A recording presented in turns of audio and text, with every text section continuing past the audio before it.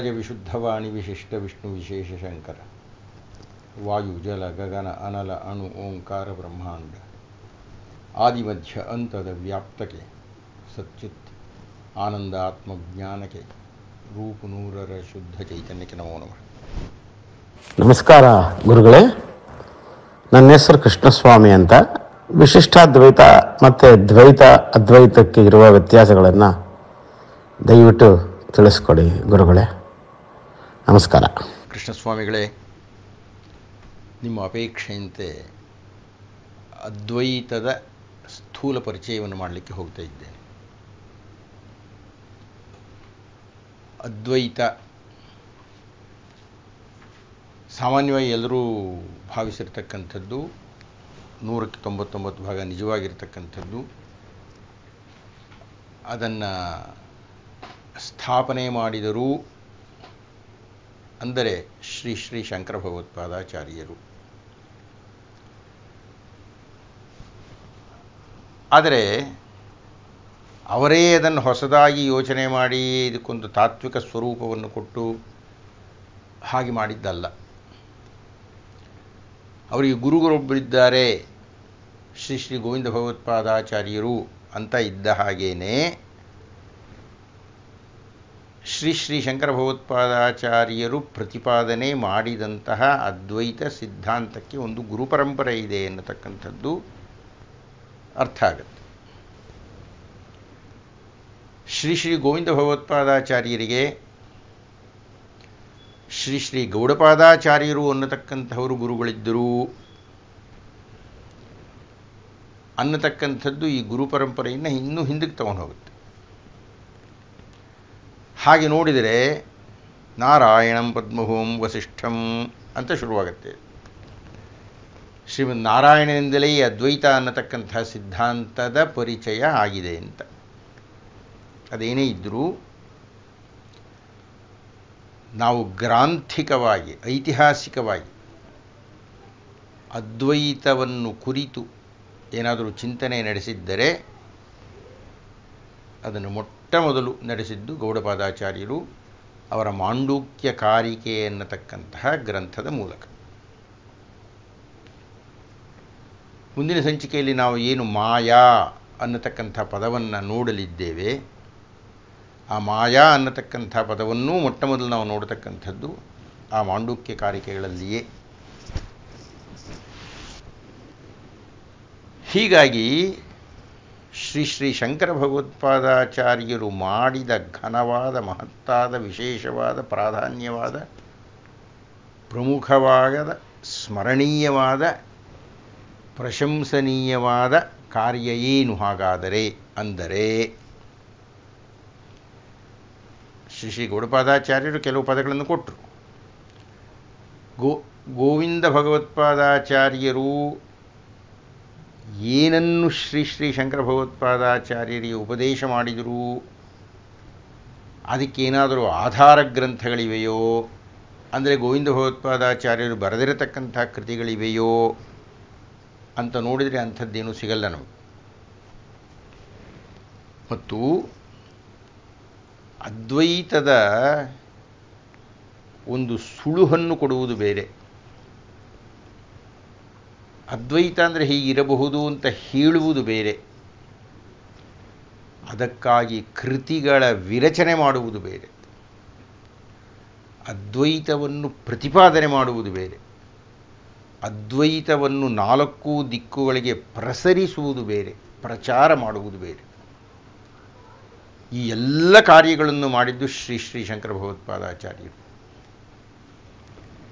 ಹೀಗಾಗಿ ನಾವು ಶ್ರೀ ಶ್ರೀ ಶಂಕರ ಭಗವತ್ಪಾದಾಚಾರ್ಯರನ್ನೇ ಅದ್ವೈತದ ದೃಷ್ಟಿಯಲ್ಲಿ ಪ್ರಪ್ರಥಮರು ಅಂತ ಹೇಳಿದರೂ ತಪ್ಪಾಗೋದಿಲ್ಲ.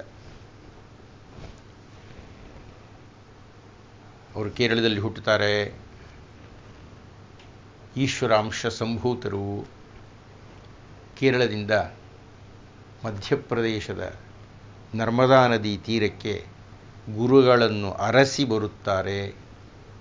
ಅಲ್ಲಿ ಗೋವಿಂದ ಭಗವತ್ಪಾದರು ಸಿಗ್ತಾರೆ. ಅವರಲ್ಲಿ ವಿದ್ಯೆಯನ್ನು ಕಲಿತು ಕಾಶಿಯ ವಿಶ್ವೇಶ್ವರನ ಹತ್ತಿರಕ್ಕೆ ಹೋಗಿ ಅಲ್ಲಿ ತಮ್ಮ ಅದ್ವೈತದ ವಿಸ್ತಾರವಾದ ಸ್ವರೂಪವನ್ನು ಉಪದೇಶ ಮಾಡ್ತಾರೆ. ಅದರ ಸ್ಫುಟತೆಗಾಗಿ, ಅದರ ಸ್ಪಷ್ಟೀಕರಣಕ್ಕಾಗಿ, ಹೆಚ್ಚು ಅಧ್ಯಯನಕ್ಕಾಗಿ, ಹೆಚ್ಚು ಚಿಂತನೆಗಾಗಿ ಹಿಮವತ್ ಪರ್ವತದ ಬದರಿಕಾಶ್ರಮಕ್ಕೆ ಹೋಗ್ತಾರೆ. ಅಲ್ಲಿರತಕ್ಕಂಥ ಋಷಿ ಮುನಿಗಳ ಜೊತೆಗೆಲ್ಲ ಸೇರಿಕೊಳ್ತಾರೆ, ಅವರ ಜೊತೆಗೆ ಚರ್ಚೆ ಮಾಡ್ತಾರೆ. ಚರ್ಚೆ ಮಾಡಿ ಈಗ ಪ್ರಧಾನವಾಗಿರತಕ್ಕಂಥ ಒಂದು ವಿಷಯ, ಹಾಗೆ ಚರ್ಚೆ ಮಾಡಿ ಅವರು ವಿರಚನೆ ಮಾಡ್ತಾರೆ. ನಾನು ಹಿಂದಿನ ಸಂಚಿಕೆಯಲ್ಲಿ ಏನನ್ನು ಬ್ರಹ್ಮಸೂತ್ರಗಳು ಅಂತ ಹೇಳಿದ್ದೆ, ವ್ಯಾಸ ಮಹರ್ಷಿಗಳು ಬರೆದಿರತಕ್ಕಂಥದ್ದು, ಅದು ಕಬ್ಬಿಣದ ಕಡಲೆ, ಬಹಳ ಕಷ್ಟ ಅರ್ಥ ಆಗ್ತಕ್ಕಂಥದ್ದು. ಆ ಬ್ರಹ್ಮಸೂತ್ರಗಳನ್ನು ಜನಸಾಮಾನ್ಯರಿಗೆ, ಜನಸಾಮಾನ್ಯರು ನಮ್ಮಂಥವರಲ್ಲ, ಜನಸಾಮಾನ್ಯರು ಅಂದರೆ ಸಂಸ್ಕೃತವನ್ನು ಬಲ್ಲಂತಹವರು, ಸಂಸ್ಕೃತದಲ್ಲಿ ಅಧ್ಯಯನ ಮಾಡಬಲ್ಲವರು, ಸಂಸ್ಕೃತದಲ್ಲಿ ಚರ್ಚೆ ಮಾಡಬಲ್ಲವರು, ಸಂಸ್ಕೃತವನ್ನು ಅರಗಿಸಿಕೊಳ್ಳಬಲ್ಲವರು, ಅಂತಹವರಿಗೆ ಅರ್ಥವಾಗುವಂತೆ ಅವರು ಭಾಷ್ಯಗಳನ್ನು ವಿರಚನೆ ಮಾಡ್ತಾರೆ. ನಮಗೆ ಸಿಕ್ಕಿರತಕ್ಕಂತಹ ಬ್ರಹ್ಮಸೂತ್ರ ಭಾಷ್ಯಗಳಲ್ಲಿ ಹಲವಾರು ಭಾಷ್ಯಗಳಿವೆ. ಆ ಹಲವಾರು ಭಾಷ್ಯಗಳಲ್ಲಿ ಮೊಟ್ಟ ಮೊದಲು ಸಿಕ್ಕಿರತಕ್ಕಂಥ ಭಾಷ್ಯ ನಮಗೆ ಶ್ರೀ ಶ್ರೀ ಶಂಕರ ಭಗವತ್ಪಾದಾಚಾರ್ಯರು ಬರೆದಿರತಕ್ಕಂತಹ ಭಾಷ್ಯ. ಹಾಗೆ ಅವರು 10 ಉಪನಿಷತ್ತುಗಳನ್ನು, ಯಾಕೆ 100 ಉಪನಿಷತ್ತುಗಳ ಹೆಸರನ್ನು ಹೇಳ್ತಾರೆ, 10 ಉಪನಿಷತ್ತುಗಳನ್ನು ಆಯ್ಕೆ ಮಾಡಿಕೊಂಡು ಆ 10 ಉಪನಿಷತ್ತುಗಳಿಗೆ ಭಾಷ್ಯವನ್ನು ವಿರಚನೆ ಮಾಡ್ತಾರೆ. ಮತ್ತು ಭಗವದ್ಗೀತೆಗೂ ಪ್ರಪ್ರಥಮವಾದ ಭಾಷ್ಯ ನಮಗೆ ಸಿಕ್ಕಿರೋದು ಅಂದರೆ ಶ್ರೀ ಶ್ರೀ ಶಂಕರ ಭಗವತ್ಪಾದಾಚಾರ್ಯರದು. ಹೀಗಾಗಿ ಬ್ರಹ್ಮಸೂತ್ರ ಭಾಷ್ಯ, ಉಪನಿಷತ್ ಭಾಷ್ಯ, ಭಗವದ್ಗೀತಾ ಭಾಷ್ಯ, ಈ 3 ಭಾಷ್ಯಗಳನ್ನು ಚಿಂತನೆ ಮಾಡುವ ಮೂಲಕ ಅದ್ವೈತ ಅಂದರೆ ಏನು ಅನ್ನತಕ್ಕಂಥ ಒಂದು ದರ್ಶನವನ್ನು ಕೊಡ್ತಾರೆ. ಅದ್ವೈತ ದರ್ಶನ ಅಂದರೆ ಏನು ಅಂದರೆ ಶ್ರೀ ಶ್ರೀ ಶಂಕರ ಭಗವತ್ಪಾದಾಚಾರ್ಯರು ತಮ್ಮ ಭಾಷ್ಯಗಳ ಮೂಲಕ ಹೇಳಿರತಕ್ಕಂಥ ಒಂದು ದರ್ಶನ. ಈ ಅದ್ವೈತ ದರ್ಶನವನ್ನು ಪ್ರತಿಪಾದನೆ ಮಾಡಿ ಪ್ರಚಾರ ಮಾಡಲಿಕ್ಕಾಗಿ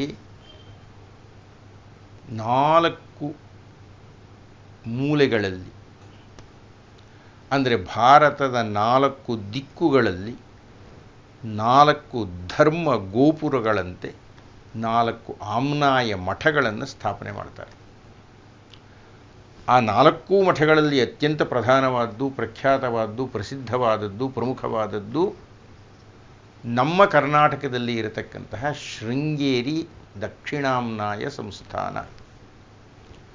ಅವರಿಗೆ 4 ಜನ ಶಿಷ್ಯರಿದ್ದದ್ದು, ಆ 4 ಜನ ಶಿಷ್ಯರು ಪ್ರಚಾರವನ್ನು ಮಾಡಿದ್ದು. ಶ್ರೀ ಶ್ರೀ ಶಂಕರ ಭಗವತ್ಪಾದಾಚಾರ್ಯರು ಭಾರತವನ್ನು 3 ಬಾರಿ ತಮ್ಮ ಕಾಲ್ನಡಿಗೆಯಲ್ಲಿ ಸುತ್ತಿ ಅದ್ವೈತ ಪ್ರಸಾರದ ಸಂದರ್ಭದಲ್ಲಿ ಅನೇಕ ಮಂದಿಗಳಿಗೆ ದೀಕ್ಷೆಯನ್ನು ಕೊಟ್ಟು ಅಂದರೆ ಭಗವತ್ಪಾದರು ಅದ್ವೈತ ಪ್ರಚಾರವನ್ನು ಮಾಡಲಿಕ್ಕೆ ಬರ್ತಾ ಇದ್ದಾರೆ ಅಂದರೆ ಅವರನ್ನು ವಿರೋಧಿಸಲಿಕ್ಕೋ ಅರ್ಥ ಮಾಡಿಕೊಳ್ಳಲಿಕ್ಕೋ ಅವರ ಹತ್ತಿರಕ್ಕೆ ಬಂದಂಥ ವ್ಯಕ್ತಿಗಳ ಜೊತೆಗೆ ಸಂವಾದವನ್ನು ಮಾಡಿ ಅವರಿಗೆಲ್ಲ ಅದ್ವೈತ ದರ್ಶನವನ್ನು ಮಾಡಿಸಿ ಅವರನ್ನೆಲ್ಲ ಶಿಷ್ಯರುಗಳನ್ನಾಗಿ ಮಾಡಿಕೊಂಡು 3 ಬಾರಿ ಭಾರತದ ಪ್ರದಕ್ಷಿಣೆಯನ್ನು ಮಾಡಿ, ಮಹಾವಿಶೇಷ ಅಂತಂತ ಹೇಳಿದರೆ ಹಿಮವತ್ ಪರ್ವತದ ಕೇದಾರದ ಗುಹೆಯಲ್ಲಿ ಅವರು ಅಂತರ್ಧಾನರಾಗ್ತಾರೆ ಎನ್ನತಕ್ಕಂಥದ್ದು ಅವರ ಬಗೆಗೆ ಇರತಕ್ಕಂಥ ಐತಿಹಾಸಿಕವಾದ ಒಂದು ಪುಟಾಣಿ ಅಂಶ. ಶ್ರೀ ಶ್ರೀ ಶಂಕರ ಭಗವತ್ಪಾದಾಚಾರ್ಯರ ಬಗ್ಗೆ ನೆನಪಿನಲ್ಲಿ ಇಟ್ಟುಕೊಳ್ಳಲೇಬೇಕಾದ ಒಂದು ವಿಶೇಷ ಅಂಶ ಅಂದರೆ ಅವರು ಮಾಡಿದಂತಹ ಸರ್ವಜ್ಞ ಪೀಠಾರೋಹಣ. ಈಗ ದುರದೃಷ್ಟವಶಾತ್ ಭಾರತದ ಹಿಮವತ್ ಪರ್ವತದ ಭಾಗದಲ್ಲಿ ನಮಗೆ ಅದನ್ನು ನೋಡಲಿಕ್ಕೆ ಸಾಧ್ಯ ಇಲ್ಲ. ಅದು ಪಾಕಿಸ್ತಾನದ ಅಂಚಿನ ಒಳಗೆ ಸೇರಿಕೊಂಡು ಬಿಟ್ಟಿದೆ. ಅಲ್ಲಿ ಒಂದು ಶಾರದಾ ದೇವಸ್ಥಾನ, ಆ ಶಾರದಾ ದೇವಸ್ಥಾನಕ್ಕೆ 4 ದಿಕ್ಕುಗಳಿಗೂ 4 ಬಾಗಿಲುಗಳು. ಕಿಂವದಂತಿ ಏನಪ್ಪ ಅಂತಂತ ಹೇಳಿದರೆ ದಕ್ಷಿಣ ದಿಕ್ಕಿನ ಬಾಗಿಲನ್ನು ಯಾವ ವಿದ್ವಾಂಸರೂ ತೆಗೆದಿರಲಿಲ್ಲ ಅಂತ. ಅಂದರೆ ಅರ್ಥ ಏನು ಅಂದರೆ ಪೂರ್ವ ಪಶ್ಚಿಮ ಉತ್ತರ ಬಾಗಿಲುಗಳನ್ನು ತೆರೆದು ವಿದ್ವಾಂಸರುಗಳು ಪ್ರವೇಶ ಮಾಡಿದ್ದಾರೆ.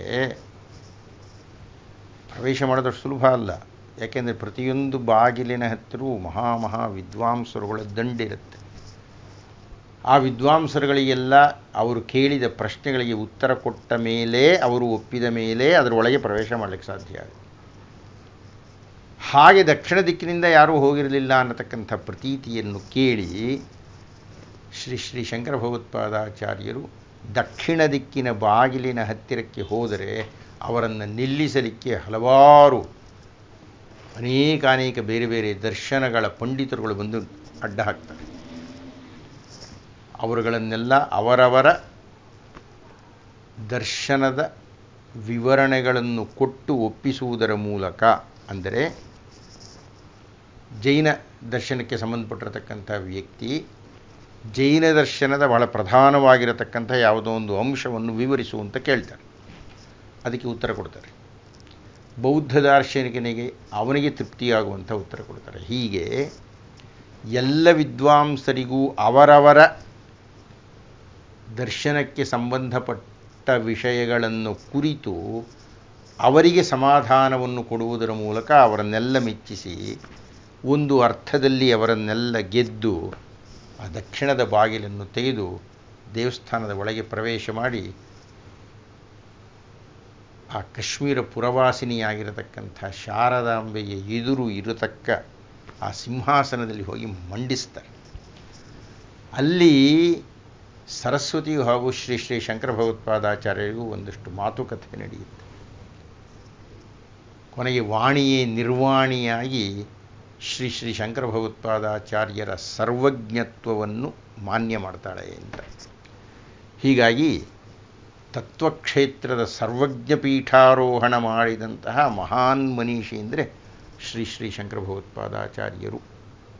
ಅದು ಕಾರಣವೇ ನಮ್ಮ ಭಾರತ ಸರ್ಕಾರ ತತ್ವಜ್ಞಾನಿಗಳ ದಿವಸ ಯಾವುದಾದರೂ ಇದೆ ಅಂತ ಹೇಳಿದರೆ ಅದು ಯಾವುದಪ್ಪ ಅಂತಂತ ಹೇಳಿದರೆ ವೈಶಾಖ ಶುದ್ಧ ಪಂಚಮಿ, ಅಂದರೆ ಅಂದೇ ಶ್ರೀ ಶ್ರೀ ಶಂಕರ ಭಗವತ್ಪಾದರು ಜನಿಸಿದ್ದು. ಅಂದರೆ ಭಾರತದ ತತ್ವಜ್ಞಾನಿಗಳ ದಿವಸ ಅಂದರೆ ಶ್ರೀ ಶ್ರೀ ಶಂಕರ ಭಗವತ್ಪಾದಾಚಾರ್ಯರು ಜನಿಸಿದ ದಿವಸ ಅಂತ ಈಗಲೂ ಆಚರಣೆ ಮಾಡ್ಕೊಂಡು ಬರ್ತಾ ಇದ್ದೇವೆ. ನಮಸ್ಕಾರ ಗುರುಗಳೇ, ನನ್ನ ಹೆಸರು ಕೃಷ್ಣಸ್ವಾಮಿ ಅಂತ. ವಿಶಿಷ್ಟಾದ್ವೈತ ಮತ್ತು ದ್ವೈತ ಅದ್ವೈತಕ್ಕೆ ಇರುವ ವ್ಯತ್ಯಾಸಗಳನ್ನು ದಯವಿಟ್ಟು ತಿಳಿಸ್ಕೊಡಿ ಗುರುಗಳೇ. ನಮಸ್ಕಾರ.